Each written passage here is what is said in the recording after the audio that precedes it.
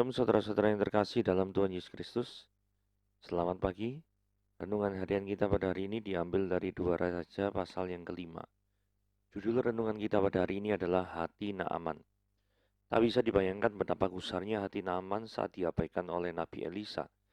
Panglima tentara Aram itu datang ke rumah Elisa agar disembuhkan dari penyakit kusta. Tetapi Elisa menyambutnya saja tidak. Hanya seorang pelayan yang disuruh menemuinya dengan membawa pesan, "Pergilah mandi 7 kali ke dalam sungai Yordan, maka tubuhmu akan pulih kembali, sehingga engkau menjadi tahir." Tentu saja Naaman merasa diremehkan. Dia adalah seorang jenderal, pejabat kerajaan yang pantas dihormati. Dia berharap Nabi itu menumpangkan tangannya, memanggil nama Tuhan, dan sembuhlah kustanya. Naaman semakin merasa terhina karena disuruh mandi di sungai Yordan yang tidak lebih bersih daripada sungai-sungai di negerinya. Keangkuhan hati membuat Naaman menolak perintah Elisa. Namun anak buahnya mengingatkan, bukankah dia hanya diminta melakukan perbuatan yang sederhana, yaitu mandi. Akhirnya Naaman membuka hatinya, mandi 7 kali di sungai Yordan, dan tahirlah dia. Keangkuhan bisa merabunkan kita, sehingga tidak melihat jalan keluar yang terbentang di depan mata kita. Namun seperti Naaman, kita pun harus bersyukur kalau orang-orang sekitar kita, sahabat atau keluarga, mengingatkan kesalahan kita dan menyarankan pilihan terbaik untuk kita. Kita seharusnya membuka diri dan mau menyingkirkan sikap kita yang angkuh, agar kita bisa berhikmat dan bertindak benar. Marilah merendahkan hati, belajar mengenali kebaikan dan kemurahan ilahi yang mungkin tertutup oleh keangkuhan hati kita. Selalu mendekatkan diri kepada Tuhan adalah cara yang terbaik untuk merendahkan hati. Bacaan kita diambil dari 2 Raja-Raja pasal yang kelima. Kisah ini menceritakan tentang seorang yang bernama Naaman. Naaman, seorang panglima Raja Aram, adalah seorang yang terpandang di hadapan tuannya dan sangat disayangi sebab oleh dia, Tuhan telah memberikan kemenangan kepada orang Aram. Tetapi orang itu seorang pahlawan tentara yang sakit kusta. Orang Aram pernah keluar bergerombol dan membawa tertawan seorang anak perempuan dari negeri Israel. Dia menjadi pelayan pada istri Naaman. Berkatalah gadis itu kepada nyonyanya, "Sekiranya tuanku menghadap nabi yang ada di Samaria itu, maka tentulah nabi itu akan menyembuhkan dia dari segala penyakitnya." Lalu pergilah Naaman memberitahukan kepada tuannya. Katanya, "Begini-beginilah dikatakan oleh gadis yang berasal dari negeri Israel itu." Maka jawab Raja Aram, "Baik, pergilah dan aku akan mengirim surat kepada Raja Israel."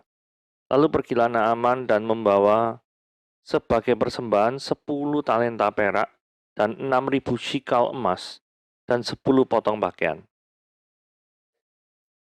Ia menyampaikan surat itu pada Raja Israel yang berbunyi, "Sesampainya surat ini padamu, maklumlah kiranya bahwa aku menyuruh kepadamu Naaman pegawaiku, supaya engkau menyembuhkan dia dari segala penyakit kustanya."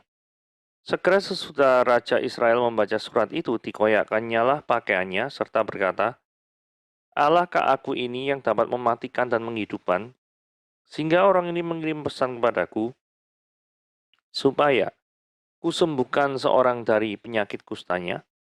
Tetapi sesungguhnya perhatikanlah dan lihatlah, dia mencari gara-gara terhadap aku." Segera sesudah didengar Elisa abdi Allah itu bahwa Raja Israel mengoyakkan pakaiannya, dikirimnyalah pesan kepada Raja bunyinya, "Mengapa engkau mengoyakkan pakaianmu? Biarlah ia datang kepadaku, supaya ia tahu bahwa ada seorang nabi di Israel." Kemudian datanglah Naaman dengan kudanya dan keretanya, lalu berhenti di depan pintu rumah Elisa. Elisa menyuruh seorang suruhannya kepadanya, "Pergilah mandi 7 kali ke dalam sungai Yordan, maka tubuhmu akan pulih kembali, sehingga engkau menjadi tahir." Tetapi pergilah Naaman dengan gusar sambil berkata, "Aku sangka bahwa setidak-tidaknya dia datang keluar dan berdiri memanggil nama Yahweh Allahnya, lalu menggerak-gerakkan tangannya ke atas tempat penyakit itu, dan dengan demikian menyembuhkan penyakit kustaku. Bukankah Abana dan Parpar, sungai-sungai Damsik, lebih baik dari sungai-sungai di Israel? Bukankah aku dapat mandi di sana dan menjadi tahir?" Kemudian Berpalinglah ia dan pergi dengan panas hati. Tetapi pegawai-pegawainya datang mendekat serta berkata kepadanya, Bapak, seandainya nabi itu menyuruh perkara yang sukar kepadamu, bukankah Bapak akan melakukannya? Apalagi sekarang dia hanya berkata kepadamu, mandilah dan engkau akan menjadi tahir. Maka turunlah dia memendamkan dirinya 7 kali dalam sungai Yordan, sesuai dengan perkataan abdi Allah itu. Lalu pulihlah tubuhnya kembali seperti tubuh seorang anak, dan ia menjadi tahir. Kemudian kembalilah dia dan seluruh pasukannya kepada abdi Allah itu. Setelah sampai, tampillah dia di depan Elisa dan berkata, Sekarang aku tahu bahwa di seluruh bumi tidak ada Allah kecuali di Israel. Karena itu terimalah kiranya pemberian dari hambamu ini.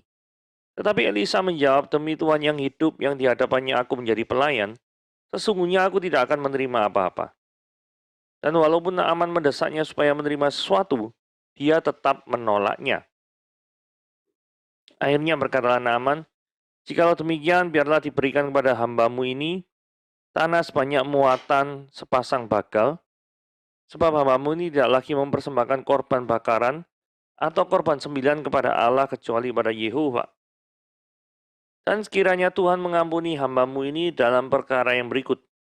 Apabila tuanku masuk ke kuil Rimon untuk sujud menyembah ke sana, dan aku menjadi pengapitnya, sehingga aku harus ikut sujud menyembah dalam kuil Rimon itu, kiranya Tuhan mengampuni hambamu ini dalam hal itu.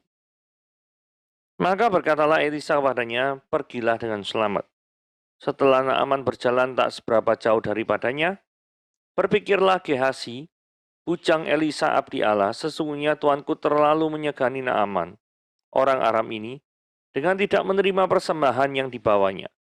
Demi Tuhan yang hidup, sesungguhnya aku akan berlari mengejar dia dan akan menerima sesuatu daripadanya. Lalu Gehasi mengejar Naaman dari belakang.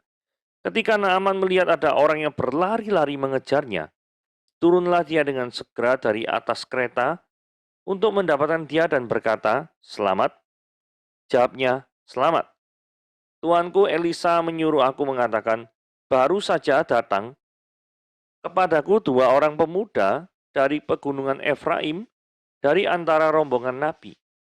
Baiklah, berikan kepada mereka 1 talenta perak dan 2 potong pakaian. Naaman berkata, silakan ambillah 2 talenta. Naaman mendesak dia dan membungkus 2 talenta perak dalam 2 pundi-pundi dan 2 potong pakaian. Lalu memberikannya kepada 2 bujangnya. Mereka ini mengangkut semuanya di depan Gehasi. Setelah mereka sampai ke bukit, disambutnyalah dari tangan mereka, disimpannya di rumah, dan disuruhnya kedua orang itu pergi, dan maka pergilah mereka.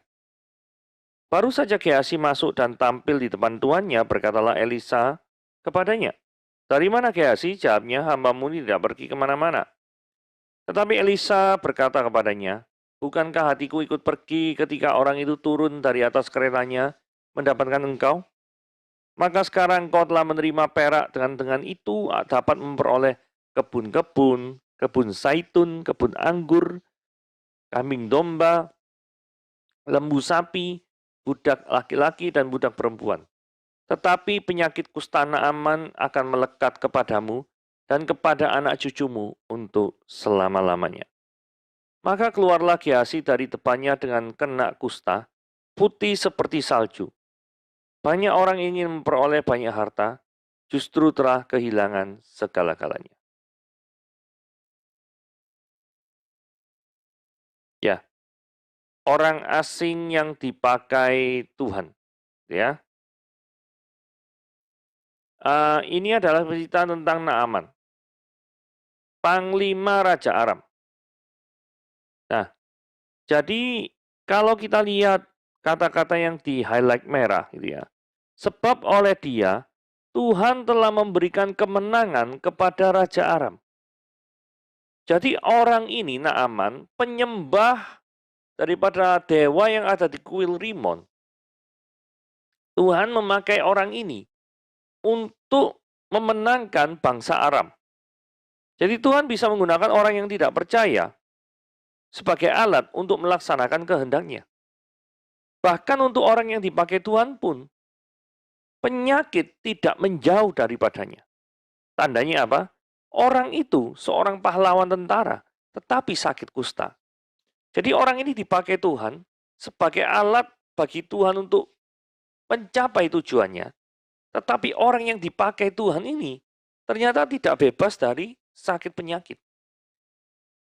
Jadi dari sini kita lihat ya, jangan pernah berpikir bahwa orang yang dipakai Tuhan itu pasti bebas dari masalah. Enggak.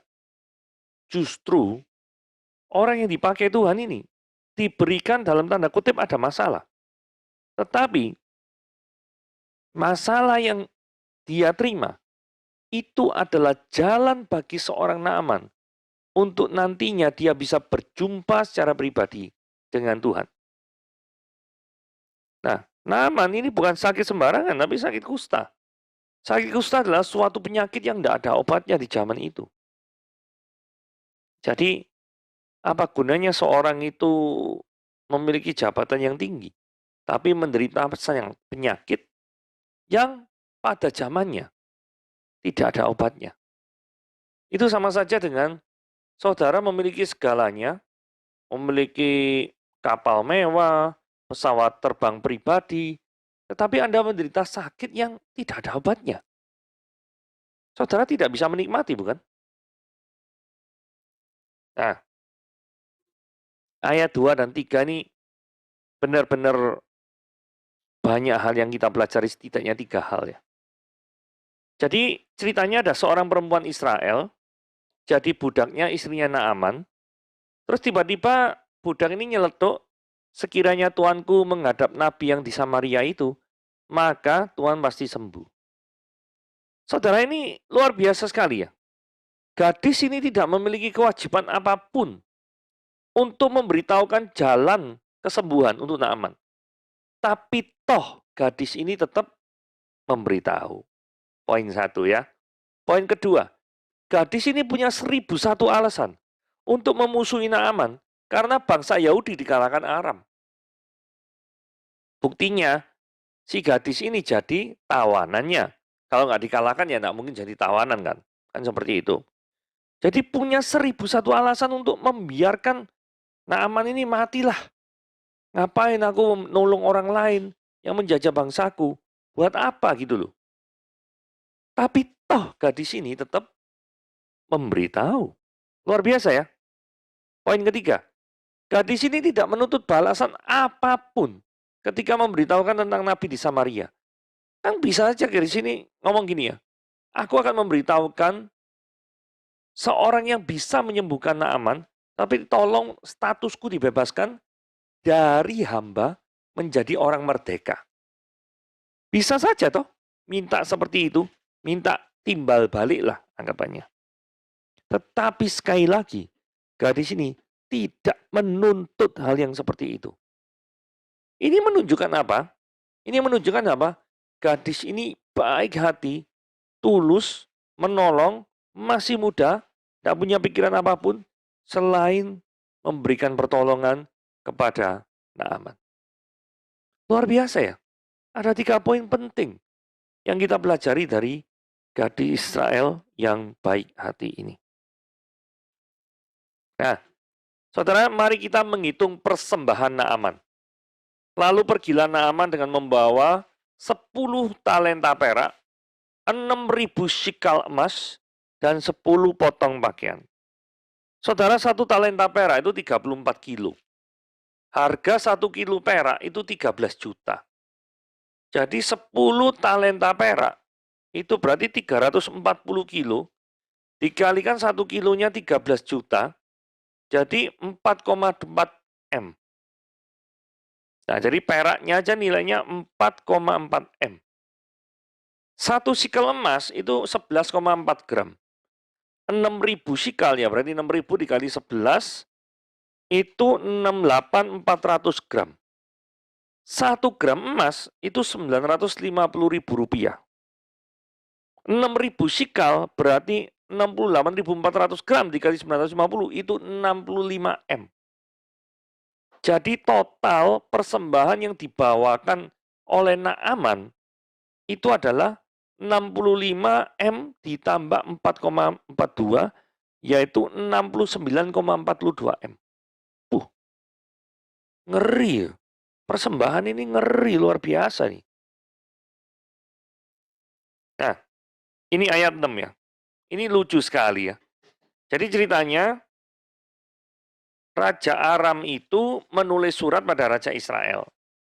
Yang isinya supaya Raja Israel itu menyembuhkan Naaman dari sakit kusta.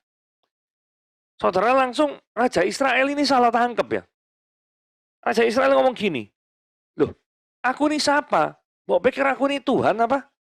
Yang bisa menyembuhkan atau menghidupkan atau mematikan? Nah, ini rasanya Raja Aram ini cari gara-gara sama aku nih. Nah, ini adalah balada seseorang yang penuh dengan negative thinking. Ya, saudara, rupa-rupanya Raja Israel ini benar-benar lupa ya, bahwa di daerah Samaria itu ada seorang yang bernama Elisa. Dan dia dikenal memiliki karunia untuk menyembuhkan. Saudara menulis surat kepada Raja Israel, kan bukan berarti Raja Israel yang disuruh melakukan penyembuhan. Kan bisa saja Raja Israel nyuruh orang untuk menyembuhkan, kan gitu kan ya. Nah, tapi karena perasaan negatif thinking ini yang begitu menggelora di dalam pemikiran daripada raja ini, Raja Israel ini, maka yang terjadi adalah apa? Langsung berpikiran buruk. Jangan-jangan orang ini cari gara-gara terhadap aku. Saudara, ini adalah yang terjadi dengan orang yang dipenuhi dengan negatif thinking. Seorang yang dipenuhi dengan pikiran yang negatif, maka baca apapun, pasti pikirannya negatif. Lihat apapun, nilai apapun, pasti penilaiannya negatif. Karena hatinya tidak penuh dengan sukacita. You know? Lack of joyful. Kekurangan daripada sukacita. Sehingga negatif terus yang dipikirkan. Begitu ya. Itu dari ayat 6 dan ayat ke-7. Nah, begitu Elisa dengar rajanya bersikap seperti itu, maka Elisa langsung datang. Kamu tuh ngapain mengoyakkan pakaianmu? Biarlah Naaman itu datang kepadaku. Supaya Naaman tuh tahu ada seorang nabi di Israel. Jadi artinya lu nggak usah bingung. Ada saya, tenang aja. Gitu ya. Lalu Naaman dengan kudanya dan keretanya berhenti di depan pintu rumah Elisa.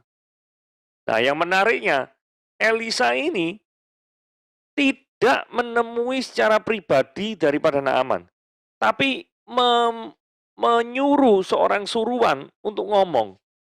Dan ngomongnya ini ngomong gini, pergilah ya, mandi 7 kali di sungai Yordan, maka tubuhmu akan pulih kembali sehingga engkau menjadi tahir. Nah, Naaman bingung ya.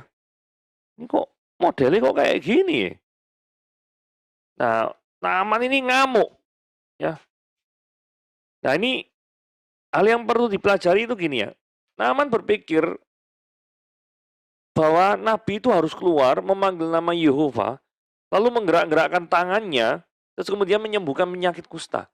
Menurut Naaman, cara ini yang paling oke. Ini sama saja dengan Naaman ini ingin mendikte Tuhan ya. Iya loh. Naaman tuh ingin ditolong sesuai dengan caranya. Atau setidaknya cara yang dia bisa pikirkan. Bukan menaati cara Nabi Elisa. Nah ini penting sekali ya. Seringkali kita ingin ditolong oleh Tuhan. Dengan cara-caranya kita. Kita jarang sekali untuk membuka diri. Untuk menilai peristiwa-peristiwa di sekitar kita. Itu adalah pertolongan Tuhan atas hidup kita. Jadi kegagalan seseorang untuk melihat bagaimana Tuhan itu menolong hidupnya, itu adalah disebabkan karena apa? Orang itu lebih memiliki pemikiran-pemikiran tersendiri. Bahwa pertolongan Tuhan itu harus A, B, C. Begitu dia menerima D, E, F, maka dia tidak merasa itu adalah pertolongan dari Tuhan. Ini repot. Naaman merasa tidak dihargai, karena yang menemui dia adalah suruhan Elisa dan bukan Elisa. Wah ini ya, yang mungkin berpikir, aku ini panglima perang Aram loh. Kok dia itu nggak mau nemui aku? Jadi keegoannya yang diserang di sini ya. Jadi jangan pernah berpikir ya, kalau Anda menerima pertolongan Tuhan, tetapi Anda masih memiliki keegoisan yang luar biasa tinggi. Jangan pernah Anda berpikir demikian. Karena jikalau Anda ingin mendapatkan pertolongan Tuhan, maka singkirkanlah keegoisanmu. Poin yang ketiga adalah, superioritas kebangsaan masih ada dalam pemikiran Naaman. Naaman bilang kan ya, bukankah Abana dan Parpar sungai Damsik lebih baik daripada di Israel? Wah. Jadi maksudnya, mengapa kok aku harus pergi jauh-jauh ke Israel? Aku loh, Aram, bangsa Aram, lebih tinggi daripada Israel. Jadi masih penuh dengan kesombongan. Kunci daripada ketika seorang itu mau ditolong Tuhan, maka Anda tidak boleh sombong. Karena begitu Anda sombong, merasa diri bisa, maka Tuhan tidak akan pernah menolong kehidupanmu. Dan membiarkan Anda menjalani kehidupanmu, sehingga ketika Anda akan terjatuh, terantuk, kemudian nabrak sana, nabrak sini, di sanalah teguran Tuhan terjadi akibat daripada kesombongan kita. Itu ya. Itu adalah 3 poin di mana kita belajar daripada seorang yang bernama Naaman. Ayat 13. Pegawai-pegawainya terus mendekat ya. Bos, tidak ada salahnya lah mandi 7 kali. Toh, jikalau ada permintaan-permintaan yang dia ingin bos lakukan, pasti bos juga akan melakukan kan. Mandilah, maka dia menjadi tahir. Iya. Terus Naaman juga berpikir, ya udahlah, nggak ada salahnya. Jadi apa yang perlu kita pelajari ya? Pegawainya ini berpikir bahwa tidak ada salahnya coba nasihat Nabi. Toh kalau misalnya tidak berhasil, resikonya juga tidak ada. Karena hanya minta apa? Mandi tok. Kecuali kalau permintaannya itu mengandung resiko, misal untuk mau disembuhkan harus mengorbankan anak sebagai ganti kesembuhan tubuhnya. Loh, kalau benar nggak sembuh, anaknya sudah dikorbankan, mati lah, repot. Tapi Elisa kan nggak minta seperti itu. Pegawainya ini juga berpikir ya, kalau Naaman nggak sembuh-sembuh, ini bisa resiko tertular juga loh ya. Betul nggak? Mengingat bahwa kusta itu adalah penyakit yang menular. Dan tidak ada obatnya pada saat itu. Yang ketiga, pegawainya mungkin juga berpikir ya, sudah jauh-jauh dari Damsik ke Israel, masa tidak ada hasil ya. Nah, dari 3 pemikiran ini, maka mereka berhasil membujuk Naaman untuk melakukan nasihat daripada Elisa. Satu hal yang penting adalah, dari sisi Naaman, memperhatikan usulan daripada anak buah. Jikalau memang itu masuk akal, itu adalah menolong daripada seorang pemimpin untuk mendapatkan solusi. Betul enggak? Kalau misalnya dia berkeras hati ya, gua pokoknya nggak mau. Sungai di Aram lebih bagus daripada sungai Israel. Kalaupun harus mandi, gua mau mandi di sungai Aram, bukan di sungai Yordan. Dan itu pun cuma 1 kali, nggak usah 7 kali. Ngapain mandi 7 kali? Misalkan seperti itu ya. Ya, tetapi yang terjadi adalah Naaman mau mengikuti nasihat pegawainya. Dan kita sama tahu hasilnya seperti apa. Naaman disembuhkan. Dan Naaman kembali kepada Elisa. Terus kemudian pengen memberikan yang 69 M tadi itu loh. Wah, tetapi Elisa langsung menolak. Elisa di ayat 16 ngomong gini, demi Tuhan yang hidup, yang di hadapannya aku menjadi pelayannya. sesungguhnya aku tidak akan menerima apa-apa. Jadi Elisa ini bukan seorang yang mata duitan.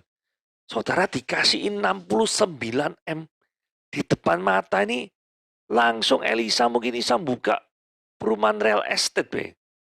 69 M loh. Gak main-main ini. Ya, luar biasa nih. Atau Elisa mungkin bisa mendirikan pabrik kecil-kecilan mungkin.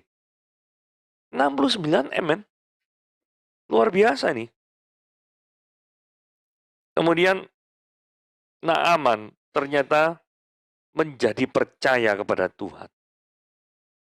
Gitu.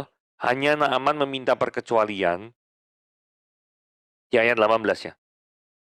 Apabila tuanku masuk ke kuil Rimon dan sujud menyembah di sana dan aku menjadi pengapitnya, sehingga aku harus ikut sujud menyembah ke dalam kuil Rimon itu, kiranya Tuhan mengampuni hambamu ini dalam hal itu. Nah, ini memang pengecualian khusus ya. Karena jikalau tentang hal penyembahan kepada dewa-dewa,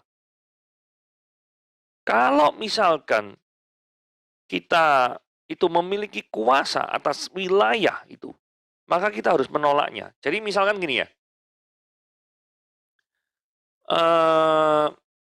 contoh-contoh ya. Kalau misalkan kita itu ngekos, gitu ya. Terus kemudian ketika kita ngekos, namanya ngekos kan berarti tempat di mana kita tinggal kan bukan milik kita. Terus ada teman kos kita, itu yang melakukan kayak upacara penyembahan atau apa gitu. Kita kan nggak bisa ngomong, nggak boleh melakukan hal-hal ini di tempat ini. Nah, itu bukan rumahmu kok. Nggak bisa. Tapi, kalau Anda pemilik rumah kos itu, dan Anda sebelumnya telah memiliki aturan bahwa di dalam rumah kos ini tidak boleh misalkan ada hal-hal yang berbau upacara sembahyang atau gimana gitu ya, yang apa namanya, upacara keagamaan atau gimana. Nah, dari awal Anda sudah memerintahkan, punya kuasa untuk melarang adanya hal-hal itu terjadi di rumah kos, misalkan seperti itu. Jadi ini tergantung dari apakah Anda memiliki kuasa atau tidak. Karena siapa ini namanya, Naaman ini adalah pegawai daripada Raja Aram, maka dia tidak memiliki kuasa untuk menghancurkan dari atau menyingkirkan daripada kuil Rimon. Tetapi kalau misalkan seseorang raja Israel menjadi raja misalkan ya, kayak Hizkia, dia memiliki kuasa untuk menyingkirkan bukit-bukit pengorbanan. Maka yang dilakukan adalah benar, dia menyingkirkan hal-hal tersebut. Tetapi kalau misalkan dia itu tidak menyingkirkan, padahal dia memiliki kuasa, maka dia dipandang bersalah.